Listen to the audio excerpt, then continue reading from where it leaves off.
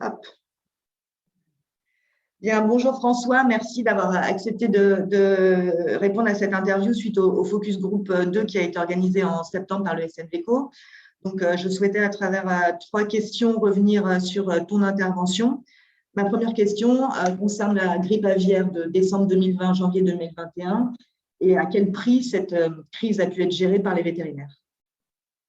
Oui, bah, cette crise, elle a pu être gérée au prix déjà d'une réorganisation qu'il a fallu rapide, mais aussi durable et profonde de notre entreprise vétérinaire, que ce soit de la part des secrétaires, de la part des vétérinaires, nos confrères des autres filières aussi, qu'il a fallu solliciter pour faire face à l'afflux massif de tâches qu'on avait à faire dans le cadre de la gestion quotidienne de cette crise.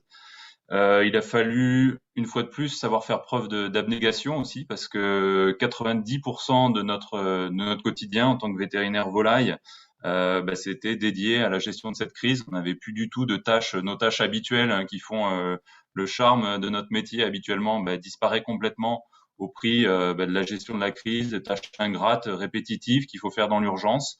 Voilà, pour lesquels on n'a pas vraiment l'impression qu'il y a forcément de valeur ajoutée, et puis pour lesquels surtout nous on n'a aucune autonomie, c'est-à-dire que normalement en tant que profession libérale, on a quand même une certaine capacité d'autonomie, d'organisation, de décision, de management. Là, il faut juste obéir à des ordres, c'est quelque chose d'assez inhabituel pour nous.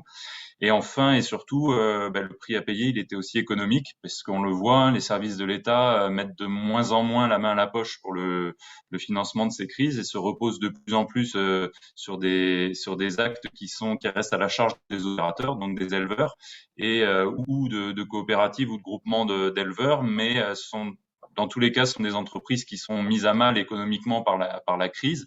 Et ben, envoyer des factures à des entreprises qui sont parfois exsangues, ben, ça reste quand même très compliqué. On a des délais de paiement, que ce soit de la part de l'État ou de la part des privés, qui s'allongent. Et donc nous, en termes de trésorerie, en termes économiques, ben, nos entreprises vétérinaires se retrouvent en difficulté.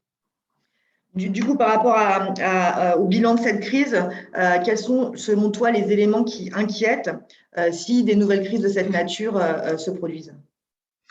Bah déjà, le premier élément, c'est que s'il devait y avoir une nouvelle crise dès cet hiver, il faudrait tenir le coup déjà physiquement et psychologiquement, parce que c'est très très compliqué de gérer ces crises, des crises d'une telle ampleur au quotidien. On en sort à peine, on est en tout petits morceaux, hein. Alors, physiquement, psychologiquement aussi, parfois c'est compliqué. Il faut aussi tenir le coup économiquement, parce que voilà, je viens de le dire, hein, nos trésoreries sont quand même elles mettent du temps à se reconstituer suite à ces crises-là. Et puis, ben, la plus grosse inquiétude, c'est qu'est-ce qui resterait des filières avicoles dans le Sud-Ouest après une quatrième crise d'ampleur, quoi, hein. Nous, c'est nos clients.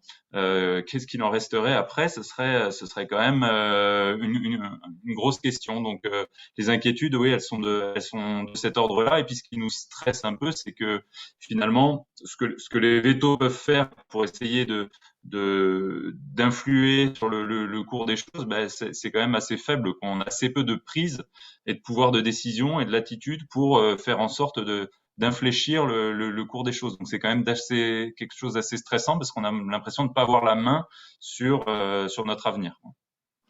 Alors, le Focus Group s'est attaché à réfléchir notamment aux évolutions nécessaires du système de santé vétérinaire.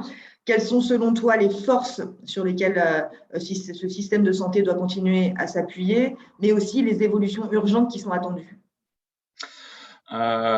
Tout d'abord, je pense qu'une fois de plus, on a démontré à la fois notre réactivité et notre proximité avec le terrain, qui sont indéniablement, enfin, qui font de nous des sentinelles de premier choix, et vraiment la pierre angulaire hein, du dispositif du maillage sanitaire. Encore une fois, voilà.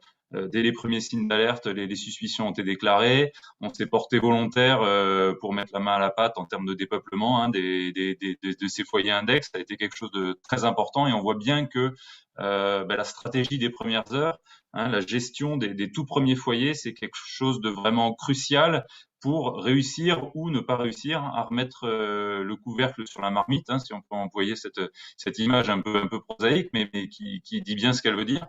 Et ça, c'est vraiment quelque chose. Enfin, je pense qu'on a pas besoin de démontrer à nouveau hein, le professionnalisme dont on a pu faire preuve. Encore une fois, ce qu'il faut bien que les services de l'État aient en tête, c'est que ce maillage sanitaire, il ne peut durer que si on nous dote de moyens de subsistance, non seulement pendant les crises, mais aussi entre les crises, en espérant qu'elles soient le plus espacées possible. Hein, voilà, il faut que les cabinets vétérinaires, pour pouvoir continuer à jouer pleinement ce rôle de sentinelle et de premier rempart, puissent avoir des moyens de subsistance entre les crises. Bien, merci François. Je vous en prie.